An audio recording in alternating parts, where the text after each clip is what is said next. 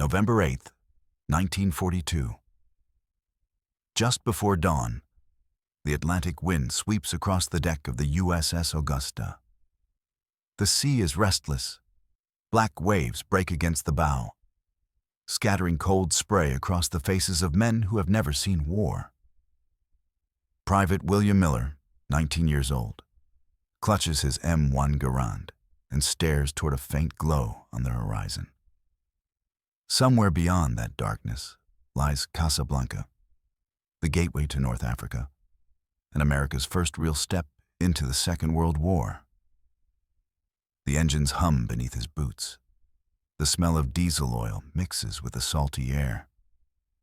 Officers whisper orders that vanish in the wind. Hour -5.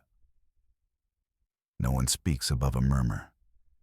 Even the youngest soldiers can feel it, the weight of history pressing down on their shoulders. For months they trained in Virginia's calm waters, landing on quiet beaches under blue skies. But tonight, the sea is different. The air tastes like iron. And behind those calm waves waits an enemy they barely understand.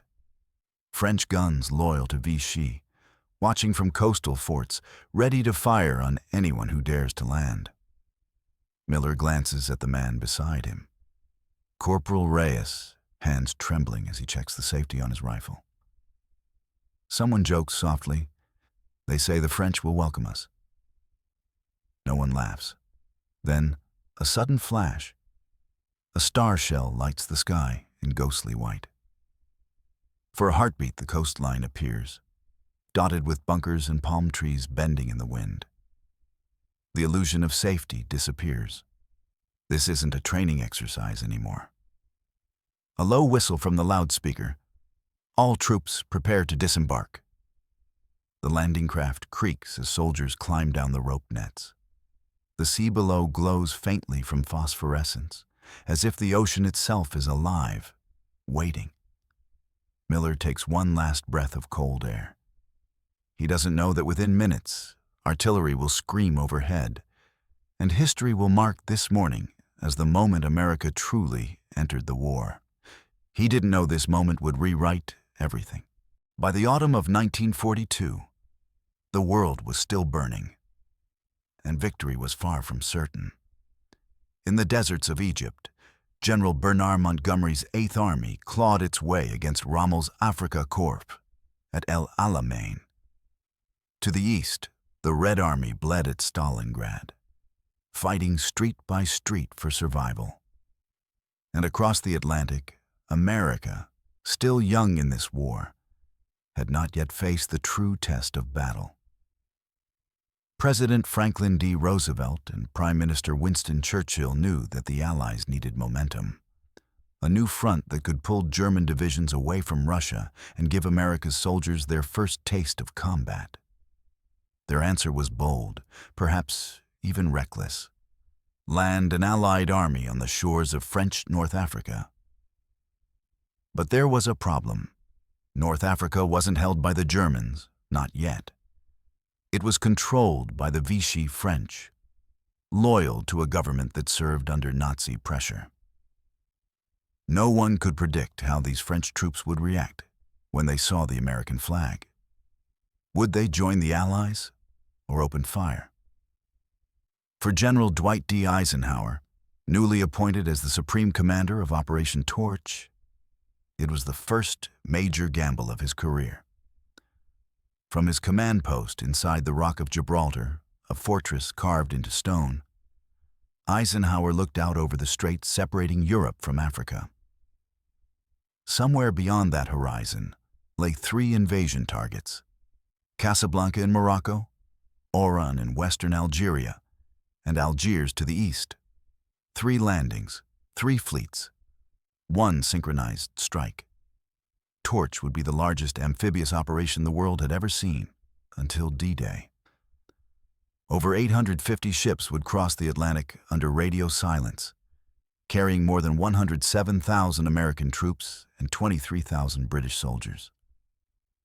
Every piece of equipment, from M3 tanks to P-40 Warhawks, had to survive the voyage and arrive on the same morning, at the same hour, under the same rising sun. In London, British officers worried that the Americans were untested. Too green, they whispered. In Berlin, German intelligence dismissed the U.S. Army as a second-rate force that relied on machines rather than men. The Germans believed the Americans were amateurs in uniform. But Roosevelt didn't see amateurs. He saw a generation that had built cars in Detroit, raised skyscrapers in Chicago, and crossed continents by rail. If they could build America, they could fight for it. In North Africa, French officers scanned the horizon. Their loyalties were divided. Some secretly listened to de Gaulle's Free French broadcasts from London. Others took orders from Vichy. Casablanca's coastal guns stood ready. Oran's harbor bristled with anti-aircraft batteries. And in Algiers, local resistance fighters waited for the signal to rise. Eisenhower knew that a single misstep could turn torch into disaster. If the French resisted, it would mean bloodshed between former allies, the kind that could fracture the entire coalition. But if the landing succeeded, the Allies would gain a bridgehead to strike Italy, a training ground for an army still finding its identity. On the evening of November 7th, as convoys approached the African coast, Eisenhower wrote in his diary, "This operation is the first test of the American soldier. The world will judge us by dawn below deck." Thousands of men waited in silence, the hum of engines the only sound. In a few hours, the hatches would open, the ramp would drop, and America's untested army would step into history. The war was far from won, but in the chill air over the Atlantic, the first spark of America's awakening had already begun to glow. November 8th, 1942, 0500 hours. The first wave of landing craft cuts through the Atlantic swells. Each one is packed shoulder to shoulder with American infantry, men who have never heard a real shell before. The sky is gray. The air smells of salt and fuel. Ahead, the coastline of Morocco lies hidden under a curtain of haze. From the deck of the USS Augusta, signal lamps flash green.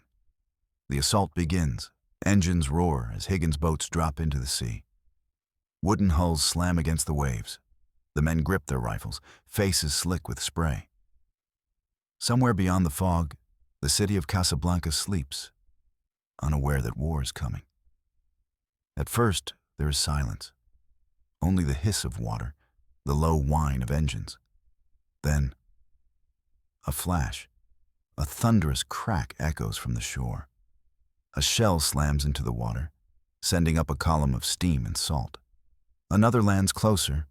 The men duck instinctively, hands over helmets. The Vichy French coastal batteries have opened fire. The illusion of an easy landing shatters in seconds. Private Miller feels the shock run through the boat as fragments of shrapnel punch into the bow. Someone yells, "They're supposed to be our allies." But there is no time to think. The coxswain shouts over the chaos, "Hold fast!" 50 yards. Along the horizon, the battleship USS Massachusetts answers. Its 16-inch guns boom like thunder gods, shaking the sea itself. Flames blossom on the Moroccan shore. The invasion has become a duel of steel. Overhead, the whine of engines rises. P-40 Warhawks scream into the sky from the carrier USS Ranger, their first combat over Africa. The pilots, trained on the calm fields of Georgia, now dive through smoke and flak bursts, chasing Dewoitine fighters flown by French airmen who once wore the same Allied insignia. In the chaos, radio calls overlap. Some French units surrender, waving white flags. Others, loyal to Vichy orders, keep firing. American destroyers trade shells with shore guns. The cruiser Brooklyn takes a near miss, its deck scorched, men thrown to the floor. By mid-morning, the beaches are littered with burning vehicles. Amphibious tractors lie twisted in the surf. The sand is thick with smoke and confusion. Miller jumps from his craft into waist-deep water. The cold shock nearly takes his breath. Around him, men stumble, dragging equipment toward the dunes. Machine gun bursts tear across the beach from pillboxes hidden behind palm groves. The sound is deafening. Metal hitting sand, the cries of medics, the whistle of mortars. It wasn't the war we trained for. It was chaos, dust, and noise. Diary of Private William Miller, 19th Infantry Regiment. The young Americans fight through the confusion, learning minute by minute what real war means. Maps issued back in Virginia show neat streets and clear roads. But here, every turn hides a gun, every village a question mark. At Oran, to the east, a similar nightmare unfolds. The destroyer USS Dallas forces its way into the harbor under a storm of fire, landing a small commando team to seize the port's defenses. Half the boats never return. At Algiers, local resistance fighters rise in the night, guiding British troops through narrow streets. For a moment, it seems coordination might succeed. But misfires, lost signals, and conflicting orders plunge everything back into confusion. The smoke over Casablanca thickens into a dirty orange cloud. The morning sun tries to break through, turning the waves the color of blood. Somewhere behind the line, Eisenhower listens to the reports coming in. Broken, contradictory, desperate. He knows the cost is rising by the hour. Yet despite the confusion, the landings continue. Inch by inch, the beachhead grows. By late afternoon, Miller and the survivors of his company crouch behind a seawall, watching tracer rounds carve lines through the haze. They had imagined glory. What they found was survival. The reality of war has stripped away every illusion of heroism. And as the smoke clears for a moment, Miller sees it. The coastline stretching endlessly, not like the neat maps in his pocket, but jagged, alive, unpredictable. By the second day, November 9th, the beachhead at Casablanca was secure, at least on paper. In reality, the situation was still hanging by a thread. Communication lines were broken, radios jammed by overlapping frequencies, and the chaos of battle had erased every plan written back in Gibraltar. American troops pushed inland through dunes that swallowed trucks and jeeps whole. The desert wind picked up, turning the air into a blinding wall of sand. Helmets felt like furnaces, rifles jammed with grit. They had trained for the beaches of Europe, not for this. Private Miller trudged behind a Sherman tank coated in dust. The machine moved with a weight of inevitability, its treads crushing palm trees and telephone poles alike. The sound of its 75mm gun echoed through the flat plain. Ahead, Vichy French positions fired sporadically, their artillery hidden among colonial houses with whitewashed walls. Each block became a skirmish. Soldiers fighting room to room, unsure whether the next face they saw would surrender or shoot. At one intersection, a group of French soldiers emerged, waving a white cloth, shouting, "Ne tirez pas!" Before the message could spread, an American gunner opened fire. Reflex, fear, confusion. Moments later, both sides were screaming. The war that was supposed to unite former allies had turned into a tragic misunderstanding. From offshore, the USS Massachusetts and the cruiser Tuscaloosa continued their bombardment, pounding coastal forts that still resisted. The concussion of naval guns rolled through the city like an earthquake. Buildings crumbled, palm leaves burned, and smoke mixed with sea mist until the coastline itself vanished. In the skies, the P-40 Warhawks dueled with Dwight D fighters, looping over the harbor in chaotic spirals. The French pilots fought bravely, men torn between honor and politics. Many would not survive the morning.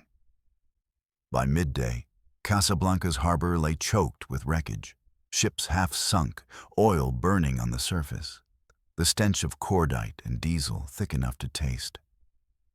The American flag finally rose above the port signal tower, fluttering in the hot wind. But there was little celebration. Miller sat on a broken crate, hands shaking, ears ringing from hours of shell fire. He looked around and saw the faces of his unit, 19, 20 years old, staring blankly at the horizon.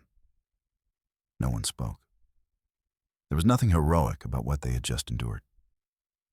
That night, under a dim lantern, Miller opened his small notebook and began to write. It wasn't the war we trained for. It was chaos, dust, and noise. We thought we were ready, but the war didn't care. In the command tent, Eisenhower studied a map covered in coffee stains and pencil marks.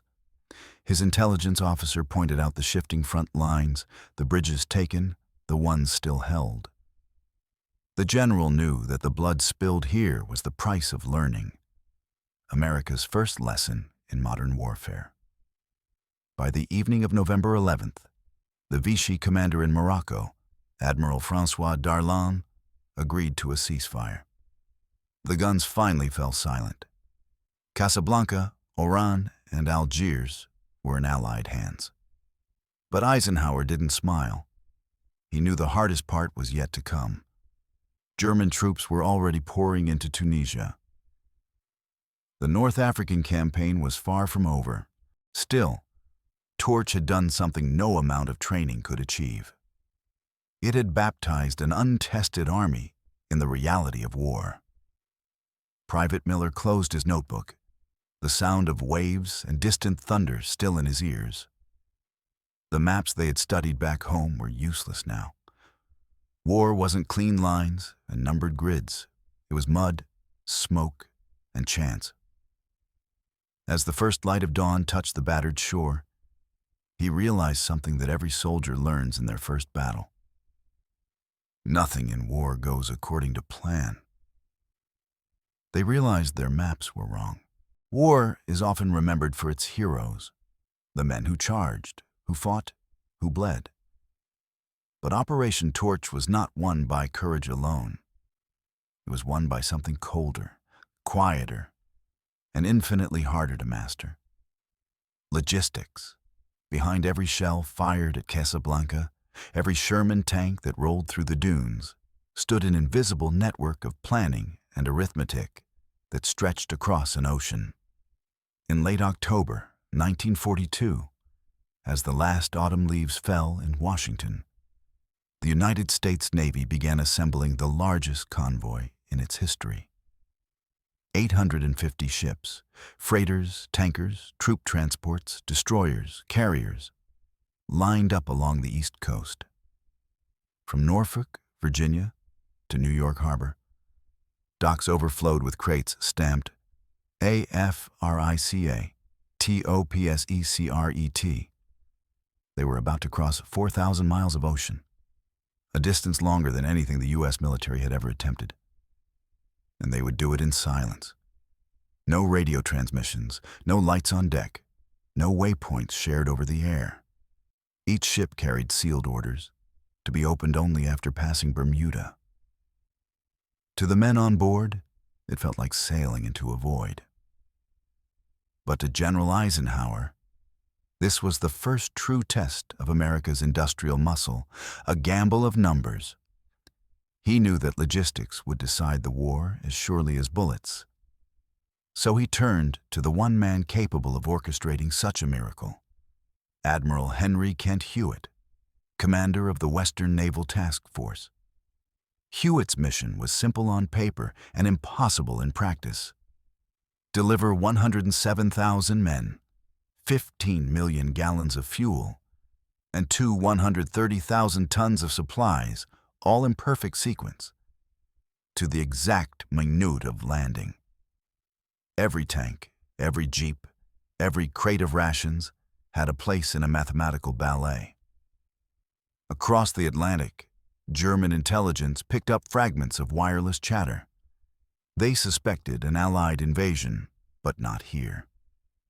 Deceptive radio traffic, code-named Operation Sky, convinced the Abwehr that the landings would come in Norway, or perhaps the Balkans.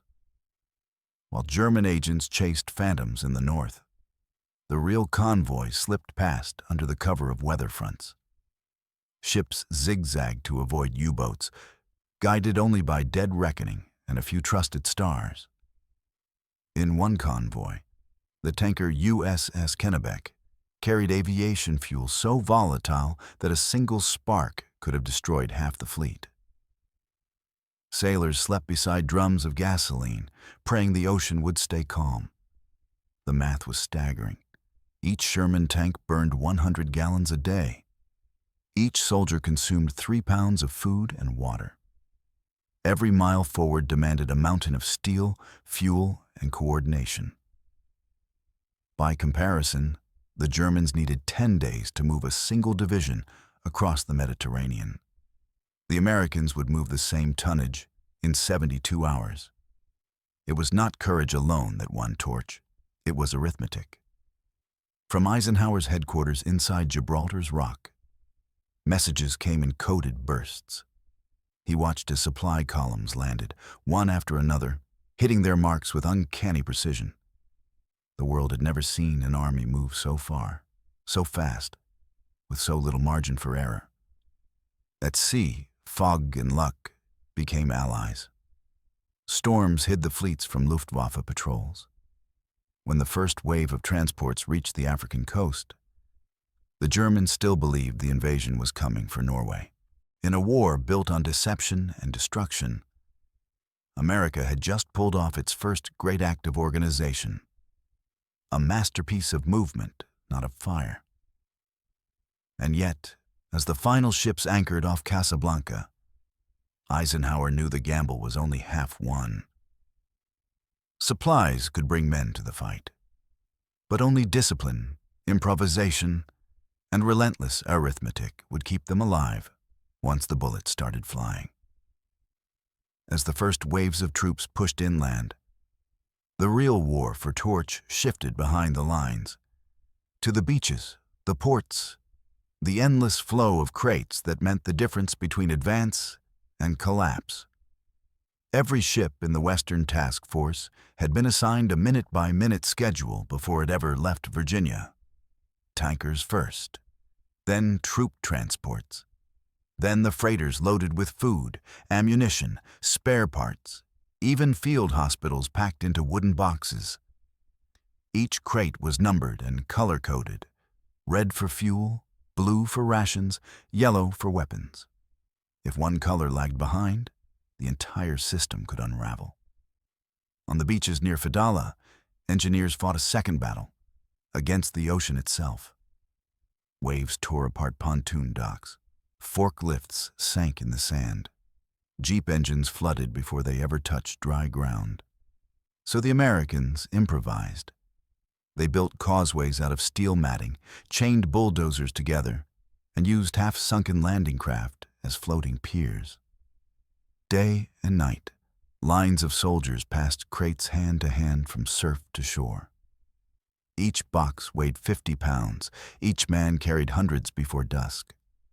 The work was brutal, but failure meant starvation for the men fighting inland. Fuel was the lifeblood. Every Sherman tank burned through 100 gallons a day. Every truck convoy drank thousands. The solution came from the Navy's Seabees, construction battalions that could build anything, anywhere. They laid flexible pipelines across the sand, pumping gasoline directly from tankers anchored offshore into makeshift storage drums buried behind the dunes. The smell of fuel mixed with salt and smoke until the air itself felt flammable. From Gibraltar, Eisenhower's staff plotted the arithmetic of survival. 15 million gallons of fuel divided by 10 convoys. 230,000 tons of cargo split among 850 ships. 24 hours to unload each before the tide turned. It wasn't strategy. It was calculus at gunpoint. Compared to the Axis, the scale was staggering. The Germans required 10 days to move a single division across the Mediterranean. The Americans were unloading an equivalent force every 72 hours. Factories in Detroit, Pittsburgh, and Cleveland had turned their assembly lines into arteries of war. Each day they sent new veins of steel across the Atlantic, jeeps, half-tracks, radios, and munitions, faster than the enemy could sink them. To coordinate this tidal wave, the U.S. used a secret innovation: convoy control rooms nicknamed the War Rooms. Inside, young women from the Women's Reserve plotted ship positions with colored pins, tracking the progress of every vessel in real time. If one went missing, another filled its slot. The flow never stopped. At sea, the destroyers Lansdowne and Madison played shepherd to the merchant fleet, chasing sonar echoes through fog and rain. When U-boats approached, depth charges thundered in the dark.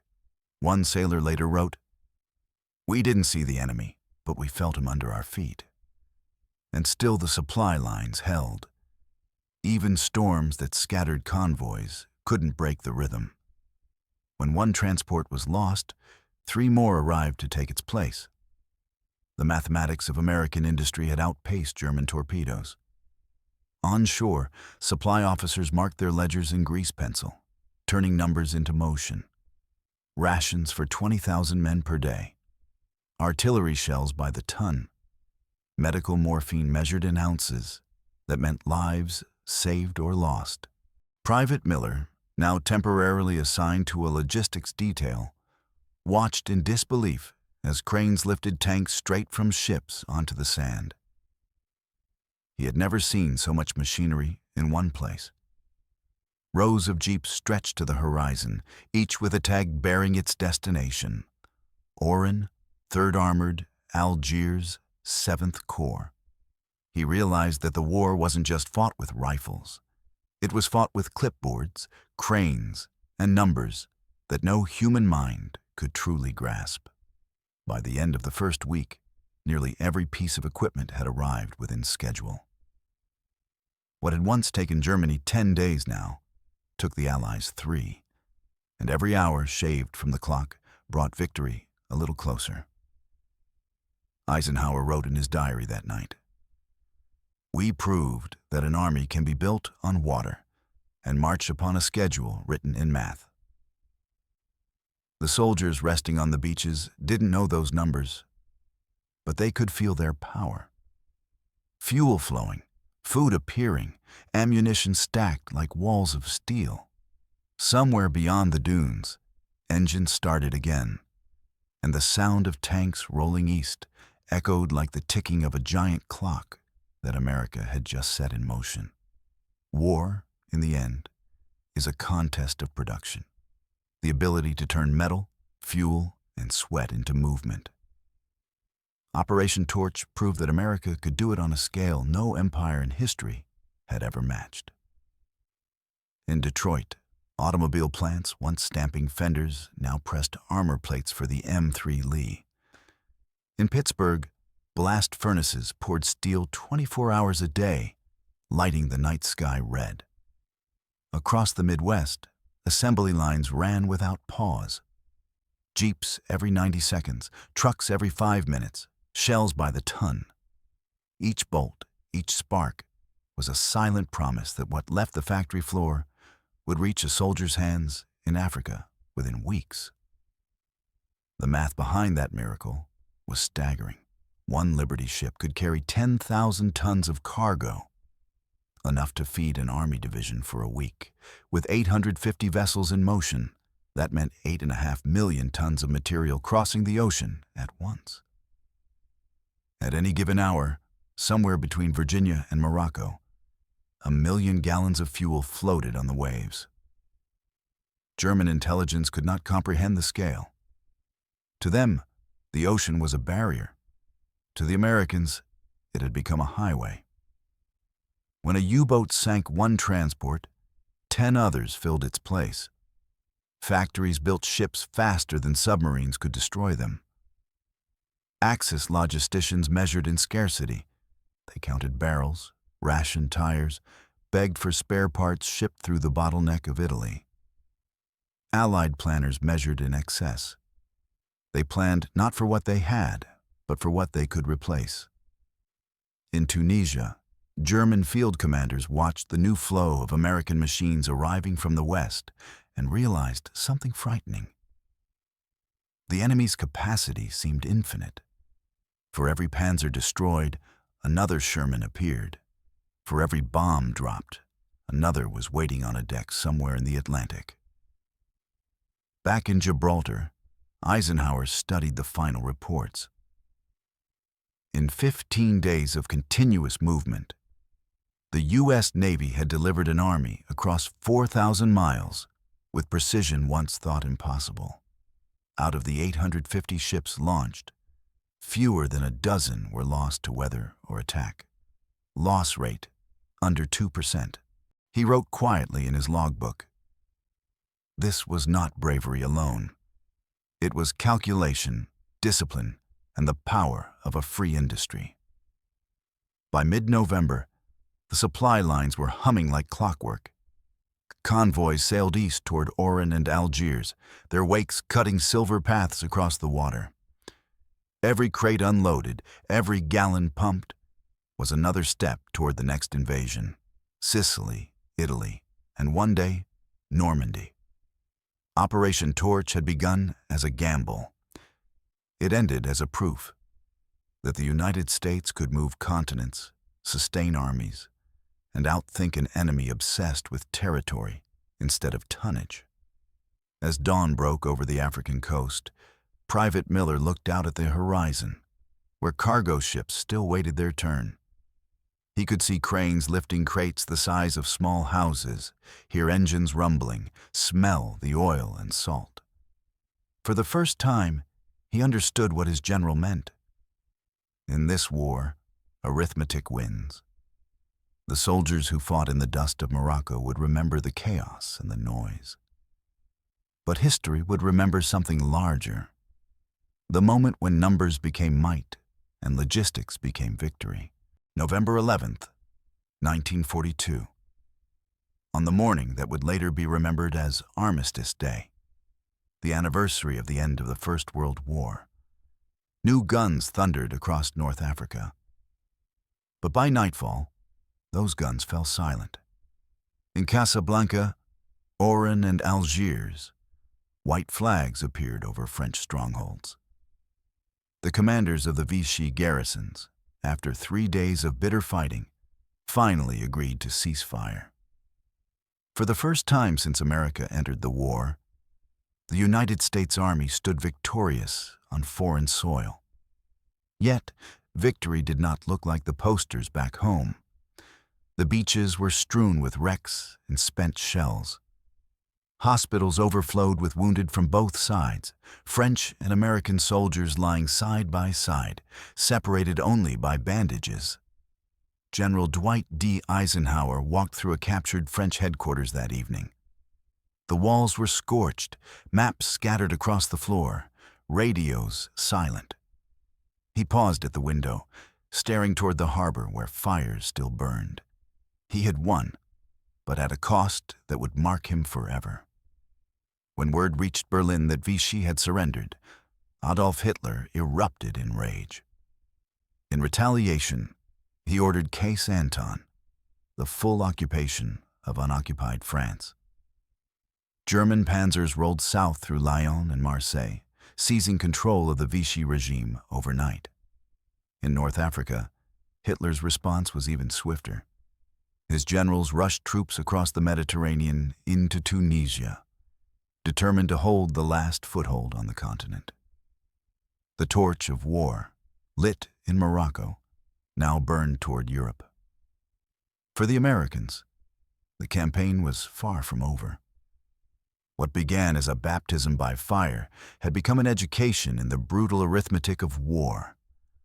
Units that had landed green and uncertain only days before were learning to move, fight, and think like veterans.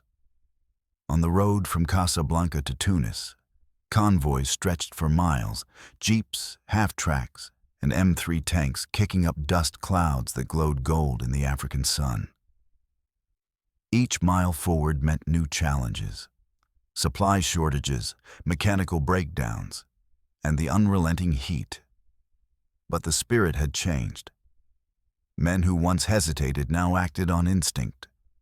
Officers who once relied on textbooks learned to read the terrain instead. Squadrons of P-40 Warhawks and Spitfires from British bases now shared the same airfields, flying side by side under mixed insignias, the beginnings of a new Allied brotherhood. In the villages of Algeria, local Arabs and Berbers watched American troops pass with cautious eyes. Some offered water and bread. Others waited to see which flag would remain by month's end. The Americans learned humility here. That victory was not only about taking ground, but about earning trust. At headquarters in Gibraltar, Eisenhower wrote a simple line in his diary. "We learned in days what might have taken years. That was not just about tactics. It was about transformation." The United States Army had gone to war as an untested force of recruits and dreamers. Torch forged it into something else, a professional army, bound by discipline, coordination, and shared experience. The soldiers themselves began to sense it. Letters home no longer spoke of excitement or adventure. They spoke of duty, fatigue, and resolve. Private William Miller, resting under the wing of a C-47 transport, wrote, "We thought the hard part was getting here. But it's what comes after that will make men out of us." News of the success spread across the Allied world. In London, Churchill called Torch the end of the beginning. In Washington, Roosevelt reminded his cabinet that the victory was not final, but it proved the concept. America could strike anywhere, across any ocean, and win. Back in Germany, Joseph Goebbels' propaganda ministry tried to downplay the loss. They called Torch a temporary setback, insisting that Africa would soon be reclaimed. But the numbers told another story. The Axis had lost the initiative. The Allies had taken it, and would never give it back. As winter settled over the desert, American and British engineers began building new bases across Algeria and Tunisia. They carved airstrips from hard earth, erected hangars of steel and canvas, and extended the web of pipelines that fed the advancing front. From those same runways, in a few months, bombers would rise to strike Italy, then Germany itself. Operation Torch had started as an experiment, a test of whether a young industrial nation could wage global war. Now, it was proof. The United States had not only crossed an ocean, it had crossed a threshold. In the weeks after the guns fell silent, North Africa became more than a battlefield. It became a classroom. American officers toured the wrecked streets of Algiers and Oran, taking notes, counting mistakes. Landing craft still lay half buried in the sand, their wooden hulls split by waves. On the docks, engineers drew chalk lines across the planks, measuring where men had fallen and where the tide had taken their equipment. They were not cleaning up. They were learning. Every scar in the sand told a story. A missed signal, a late convoy, a jammed radio. And Eisenhower wanted those lessons carved into the mind of every officer who would later storm Sicily and Normandy. At night, under flickering lamps, after-action reports piled up higher than ammunition crates. In them were numbers, gallons, miles, tons, but also confessions, hesitation under fire, confusion between British and American commands, friendly fire, and language barriers that nearly cost lives. For the first time, the U.S. Army was dissecting its own performance like a scientist with a scalpel. The verdict was clear. Bravery alone would not win the next war. Discipline, coordination, speed, those would. And so, training changed.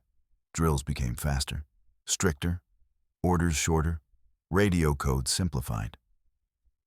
Young officers who had frozen in Morocco were now teaching others what not to do. They were no longer students. They were instructors, hardened by fire. By Christmas of 1942, a new kind of army stood in North Africa. It moved smoother, thought quicker, spoke with one voice. The transformation was visible even in small things. Uniforms dirt-stained but orderly. Rifles cleaned each night no matter how exhausted the men were. Supply officers cross-checking manifests like surgeons reviewing vital signs. Private Miller saw it firsthand. In his platoon, replacements arrived. Farm boys from Kansas, factory hands from Detroit. They looked at him like a veteran, though he was barely 20. He taught them how to dig a proper foxhole, how to eat while artillery thundered, how to tell friend from foe in the smoke. When asked what war was really like, he didn't quote any speech. He just said, "It's about doing the right thing faster than the other guy." That was the essence of Torch, not glory, but growth. Meanwhile, in Europe, Hitler was overreacting. His decision to occupy all of France and reinforce Tunisia stretched his forces even thinner. To defend a shrinking empire, he pulled units from the Eastern Front, leaving his armies exposed to the coming Soviet winter. The ripple effect of Torch was already shaping the course of the global war. In London, the Allies began to plan the next leap. Operation Husky, the invasion of Sicily. Eisenhower, now confident in his command, told his staff, "Torch was our apprenticeship.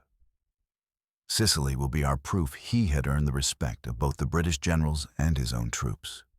No small feat in a coalition where pride ran as deep as the sea." He led not with bravado, but with calm persistence. And his men followed him because he never asked them to do what he wouldn't.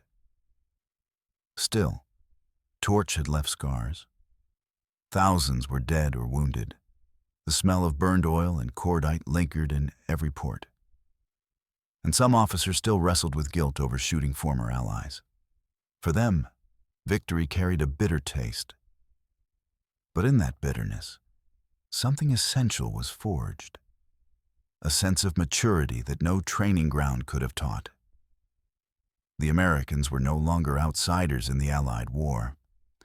They had proved themselves to the British, to the world, and most importantly, to themselves. In January 1943, Roosevelt and Churchill met in Casablanca, the very city that had been under fire 2 months earlier. They shook hands in a hotel whose windows still bore bullet scars. There, they made the decision that would define the rest of the war. Unconditional surrender for the Axis powers. The message was clear. No more compromises, no more half measures. The Allies were in this fight until the very end. For Eisenhower, that meeting was symbolic. He stood in the same harbor where his soldiers had once stumbled ashore, and now it was a diplomatic capital of victory. He wrote home, "2 months ago, we were learning to walk. Today, we're already planning how to run Operation Torch had lit a fire that would not go out. From the deserts of North Africa, it would spread to the beaches of Sicily, up the spine of Italy, and across the English Channel to Normandy. For the men who fought it, the memory would never fade, the chaos, the dust, the smell of salt and smoke. But behind those memories was something larger: the birth of an army and the awakening of a nation. As the last embers of warlight faded over Casablanca's harbor, Private Miller looked out across the dark sea that had carried him here. He thought of home, of the boy who left Virginia believing war was an adventure. That boy was gone. In his place stood a soldier who understood the cost of courage. And in that quiet moment, under a sky thick with stars and smoke, he realized what every man around him had come to know. They had crossed an ocean, but what truly mattered was what they had crossed within themselves. We learned in days what might have taken years. Dwight D. Eisenhower. History remembers great battles: Midway, Stalingrad, Normandy. But long before the beaches of France, before the thunder of D-Day, there was Torch, the first flame that taught America how to fight a world war. When Operation Torch ended, the guns went silent, but the lessons roared louder than any artillery. Every mistake, every misfire, every lost landing craft became the blueprint for how to win the next war. In the months that followed, the men who had stumbled ashore in Morocco and Algeria began to rise as the architects of victory. George S. Patton, fierce, impatient, obsessed with speed, took the lessons of Torch and turned them into lightning warfare across Tunisia and Sicily. Omar Bradley, calm and methodical, learned the art of coordination, how to make thousands of men move as one machine.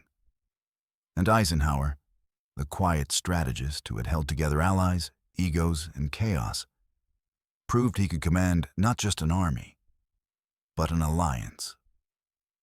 Torch had been their crucible. From its fire emerged the generation that would lead the Allies to the heart of Europe. In the desert, they learned that courage was nothing without communication, that the fastest tank meant nothing without the right fuel, the best soldier was helpless without supply, and that no general could win alone. It was here, among the dunes and harbors of North Africa, that the blueprint for D-Day was drawn. Not on paper, but in sweat, in sand, and in the silence between explosions. The lessons were brutal but clear. Every landing needs absolute timing. Every beach must have its lifeline of logistics. Every soldier must understand the mission beyond his orders. By the time the Allies landed in Sicily in 1943, the difference was night and day. Convoys unloaded twice as fast. Air cover arrived on time. The chaos that had defined Torch was now replaced by precision. And when D-Day came in June 1944, 2 years and 7 months after Torch, the same men who had once fought to survive in Morocco were now orchestrating the largest amphibious invasion in human history. The ghosts of Torch marched with them, invisible but present in every plan, every convoy, every radio call that crossed the channel. From Casablanca's beaches to Normandy's cliffs, the thread was unbroken. Eisenhower carried with him the same pocket notebook he had used in North Africa.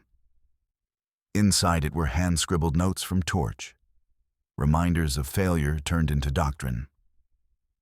One line read simply, "Never forget, fuel first, faith second." The Americans had learned the hardest truth of modern war, that victory depended not only on firepower, but on foresight. They had learned that a gallon of gasoline could win a battle, that a broken radio could lose one, and that planning was the purest form of courage. From factories in Detroit to docks in Norfolk, the United States began to operate like a single organism. Soldiers, workers, sailors, engineers, all connected by an invisible line of purpose. Torch had shown them how. By 1945, when Allied armies finally rolled into Berlin, veterans of Torch were everywhere. Patton's tanks, Bradley's infantry, Eisenhower's headquarters, all bore the fingerprints of North Africa. The operation that began with confusion and chaos ended as the foundation of global victory. In his final address from Europe, Eisenhower reflected, "In modern war, logistics is strategy. The first step into war is always the hardest, but it defines all the rest."